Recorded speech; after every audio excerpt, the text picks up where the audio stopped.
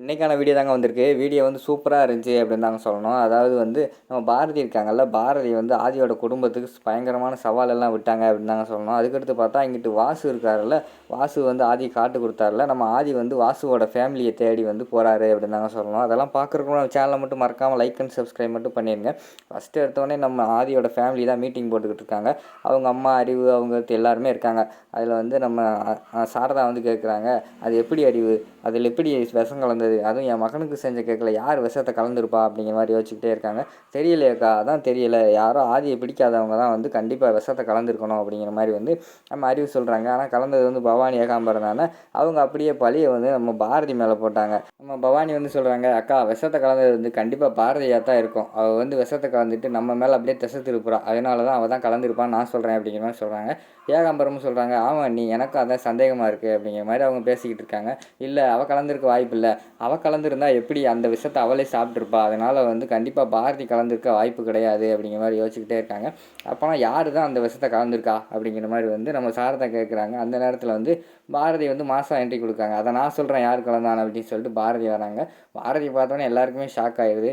இங்கே பாருங்கள், இந்த கல்யாணத்தை நீங்கள் நிறுத்தலான்னு நினச்சிக்கிட்டு இருக்கீங்கன்னு எனக்கு நல்லாவே தெரியும். ஆனால் அந்த கல்யாணம் வந்து நிற்கவே போகிறது கிடையாது. நான் விஷம் சாப்பிட்றதுக்கு முன்னாடி அரை மணி நேரத்துக்கு முன்னாடி கூட நான் வந்து கண்டிப்பாக அந்த கல்யாணத்தை நிறுத்திடுவோம், வேண்டாம், ஏன்னா இந்த கல்யாணத்துக்கு வந்து உங்களுக்கு யாருக்குமே விருப்பம் இல்லை, முக்கியமாக வந்து அவங்க அம்மாவுக்கே விருப்பம் இல்லைங்கும்போது அம்மாவையும் மகனையும் பிரிக்கக்கூடாது அப்படின்னு நான் வந்து நினச்சிக்கிட்டு இருந்தேன். ஆனால் இப்போ வந்து அந்த கேக்கில் விஷம் இருக்கிறத பார்த்த பிறகு ஆதியோட உயிருக்கு வந்து ஆபத்து இருக்குதுன்னு எனக்கு தெரிஞ்சு போச்சு. அதனால் நான் வந்து ஆதியோட உயிரை வந்து காப்பாற்றணும்னு இறங்கிட்டேன். இனிமேல் ஆதியை தொடரனா என்னை தாண்டி தான் தொடரணும். அது மட்டும் இல்லாமல் இனிமேல் என்னை மீறி ஆதி யாராலையுமே எதுவுமே பண்ண முடியாது, அது சொல்லிட்டு போக தான் வந்தேன் அப்படிங்கிற மாதிரி சொல்லிட்டு இருக்காங்க. ஏய் என்ன மிரட்டையா அப்படிங்கிற மாதிரி வந்து அறிவு கேட்காங்க. மிரட்டலை, உங்களை எச்சரிக்கிறேன், இனிமேல் ஆதி கூட நானும் இருக்கிறேன், என்னை மீறி யாரும் ஆதியை தொட முடியாதுன்னு சொல்லிட்டு போக தான் வந்திருக்கேன் அப்படிங்கிற மாதிரி சொல்லிவிட்டு அவங்க அந்த இடத்துல விட்டு போயிடுறாங்க. இவங்க எல்லாருமே கடுகடுன்னு இருக்கிற மாதிரி காட்டிக்கிட்டு இருக்காங்க. அடுத்த சீனில் வந்து நம்ம ஆதிக்கு வந்து ஒரு ஃபோன் வருது. ஃபோனில் யாருன்னு பார்த்தா ஸ்வேதா வந்து குரலை மாற்றி பேசிக்கிட்டு இருக்காங்க. அதுவும் வேறு ஒரு நம்பர்லேருந்து கால் பண்ணி பேசுகிறாங்க. ஹலோ யார் அப்படிங்கிற மாதிரி வந்து ஆதி கேட்குறாங்க. நான் உங்களுக்கு தெரிஞ்ச ஃப்ரெண்டு தான், நீங்கள் நல்லா இருக்குன்னு நினைக்கிற பல பேரில் வந்து நானும் ஒருத்தி அப்படிங்கிற மாதிரி சொல்கிறாங்க. நல்லா இருக்குன்னு நினைக்கிறீங்களே, அப்புறம் ஏன் பேரை சொல்ல மாட்டேங்கிங்க, உங்களோட பேரை சொல்லுங்கள் அப்படிங்கிற மாதிரி வந்து ஆதி கேட்காங்க. பேர் முக்கியம் இல்லை, நான் சொல்கிற விஷயத்தை மட்டும் கேளுங்க அப்படிங்கிற மாதிரி சொல்கிறாங்க. சொல்லுங்கள் அப்படிங்கிற மாதிரி வந்து ஆதி கேட்காங்க. உடனே உங்களுக்கு கல்யாணம் ஆகல அப்படிங்கிற மாதிரி கேள்விப்பட்டேன். ஆமாம் எனக்கு கல்யாணம் அப்படிங்கிற மாதிரி ஆதி சொல்கிறாங்க. வாழ்த்துக்கள் அப்படிங்கிற மாதிரி சொல்கிறாங்க. சரி ரொம்ப தேங்க்ஸு, எனக்கு விஷயம்லாம் பண்ணுறீங்க, உங்கள் பேரை மட்டும் சொல்லவே மாட்டேங்கிறீங்களே அப்படிங்கிற மாதிரி சொல்கிறாங்க. அதான் ஆல்ரெடி சொன்னேன்ல, என் பேர் வந்து முக்கியம் இல்லை, நான் சொல்கிற விஷயந்தான் முக்கியம் அப்படிங்கிற மாதிரி சொல்கிறாங்கல்ல. உடனே ஆதி வந்து சரி சொல்லுங்கள் என்ன விஷயம், டேரெக்டாக விஷயத்துக்கு வாங்க அப்படிங்கிற மாதிரி வந்து ஆதி சொல்கிறாங்க. ஆமாம் உங்களுக்கு ஹார்ட் ஆப்ரேஷன் பண்ணியிருக்காங்களே அப்படிங்கிற மாதிரி சொன்னோடனே, ஆமாம் பண்ணியிருக்காங்க, அதுக்கு என்ன அப்படிங்கிற மாதிரி சொன்னோடனே, இல்லை உங்களுக்கு ஹார்ட் கொடுத்த ஃபேமிலியை பற்றி நினச்சி பார்த்தீங்களா, இப்போ அந்த ஃபேமிலி வந்து என்ன சூழ்நிலையில் இருக்குதுன்னு நினச்சி பார்த்தீங்களா, நீங்கள் அந்த ஃபேமிலிக்கு ஏதாவது உதவி செஞ்சீங்களா அப்படிங்கிற மாதிரி வந்து நம்ம ஸ்வேதா கேட்குறாங்க. அதுக்கு வந்து ஆதி வந்து சொல்கிறாங்க, இல்லை நானும் அவங்கள ரீச் பண்ணணும்னு நினைக்கிறேன், அவங்களோட அட்ரஸ் எதுவும் கிடைக்கல, அதுவும் இல்லாமல் அவங்க எங்கே இருக்காங்க எதுவுமே என்னால் பண்ண முடியல, நானும் பலமுறை ட்ரை பண்ணேன் அப்படிங்கிற மாதிரி சொல்கிறாங்க. நீங்கள் நல்லது செய்யணும்னு நினச்சிங்கன்னா அவங்க கல்யாணத்துக்கு முன்னாடி அவங்க குடும்பத்துக்கு ஒரு நல்லது செய்யுங்க அப்படிங்கிற மாதிரி சொல்கிறாங்க. கண்டிப்பாக நான் செய்கிறேங்க அப்படிங்கிற மாதிரி சொல்கிறாங்க. அதுக்குள்ளே வந்து ஸ்வேதா வந்து ஃபோனை வச்சிடுறாங்க. உடனே ஆதி வந்து இங்கிட்ட யோசிச்சுக்கிட்டே இருக்காங்க. அதுக்குள்ளே வந்து பாரதி வராங்க. பாரதி வந்து என்ன ஆதி ஏதோ யோசிச்சுக்கிட்டு இருக்கீங்க அப்படிங்கிற மாதிரி கேட்டோடனே, இல்லை எனக்கு ஒரு ஃபோன் வந்தது, ஃபோனில் வந்து இப்படியெல்லாம் சொன்னாங்க, ஹார்ட் ஆப்ரேஷன் பண்ணியிருக்கல அப்படின்னு சொல்லிட்டு எல்லா விஷயமே அவங்களுக்கு தெரிஞ்சிருக்கு. அது மட்டும் இல்லாமல் அந்த காட்டு கொடுத்த ஃபேமிலிக்கு போய் நீங்கள் ஏதாவது பண்ணீங்களா அப்படின்னு எனக்கு வந்து கேட்காங்க. எனக்கு ரொம்ப குற்ற உணர்ச்சியாக இருக்குது, அவங்களுக்கு ஏதாவது பண்ணணும்னு நான் நினைக்கிறேன் அப்படிங்கிற மாதிரி வந்து ஆதி சொல்கிறாங்க. உடனே பாரதி வந்து சொல்கிறாங்க, ஆமாம் ஆதி இதை வந்து நம்ம ஆல்ரெடி முடிவெடுத்தது தானே, அவங்க ஃபேமிலிக்கு நம்ம ஏதாவது பண்ணணும்னு தானே நினச்சிக்கிட்டு இருந்தோம், வாங்க நீங்கள் மட்டும் பண்ண வேண்டாம், நம்ம 2 பேரும் சேர்ந்து போய் பண்ணுவோம் அப்படிங்கிற மாதிரி சொல்கிறாங்க. சரி வாங்க நம்ம போய் ஃபஸ்ட்டு அந்த டாக்டரை வந்து பார்க்கணும், அந்த டாக்டர்கிட்ட தான் அட்ரஸ் வந்து இருக்குது, அதனால் போய் அந்த டாக்டரை பார்த்துருவோம் அப்படின்னு சொல்லிட்டு ஆதி வந்து அந்த ஹார்ட் ஆப்ரேஷன் பண்ண அந்த ஹாஸ்பிட்டலுக்கு வந்து பாரதி ஆதி 2 பேருமே போகிறாங்க.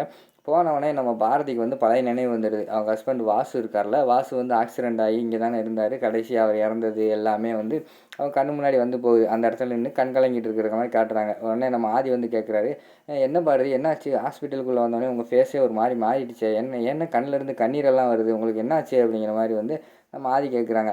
இல்லை ஆதி, அதாவது இந்த ஹாஸ்பிட்டலில் தான் என்னோடய ஹஸ்பண்டை வந்து கடைசியாக பார்த்தேன், அவரை வந்து கடைசியாக மீட் பண்ணது இங்கே தான் அப்படிங்கிற மாதிரி சொல்கிறாங்க. ஓ அப்படியா, சாரி அப்படிங்கிற மாதிரி வந்து ஆதி கேட்குறாங்க. இல்லை பரவாயில்ல, எனக்கு அது பழைய ஞாபகம் வந்ததுனால நான் ஃபீல் பண்ணிட்டேன், சரி வாங்க டாக்டரை பார்க்க போவோம் அப்படின்னு சொல்லிட்டு 2 பேர் டாக்டரை பார்க்க போகிறாங்க. டாக்டர் வந்து வெளியில் நர்ஸுக்கிட்ட கேட்காங்க டாக்டரை பார்க்கணும்னு சொல்லிட்டு, அப்பாயின்மெண்ட் வாங்கிட்டு வாங்க நர்ஸு சொல்கிறாங்க. உடனே ஆதி வந்து சொல்கிறாங்க, நான் ஃபோனில் பேசிட்டேன், என் பேரை சொல்லுங்கன்னு சொன்னோடனையும் ஆதி வந்து டாக்டர் கூப்பிட்டு விட்றாங்க. 2 பேர் சேர்ந்து போகிறாங்க, ஆதியும் பாரதியும். பார்த்தா அவனுக்குள்ளே வந்து பாரதிக்கு ஒரு ஃபோன் வந்து டக்குன்னு அவங்க வந்து வெளியில் போயிடுறாங்க. சரின்னு சொல்லிட்டு ஆதி மட்டும் போய் அங்கே போய் டாக்டரை மீட் பண்ணி எனக்கு வந்து அவங்களோட அட்ரஸ் வேணும், நான் கண்டிப்பாக அவங்கள வந்து மீட் பண்ணி அவங்களுக்கு ஒரு நல்லது செய்யணும் அப்படிங்கிற மாதிரி வந்து ஆதி சொல்கிறாங்க.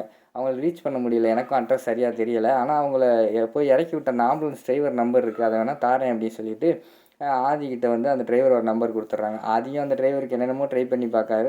ஃபோன் மட்டும் சுவிட்ச் ஆஃப்லேயே இருக்குது.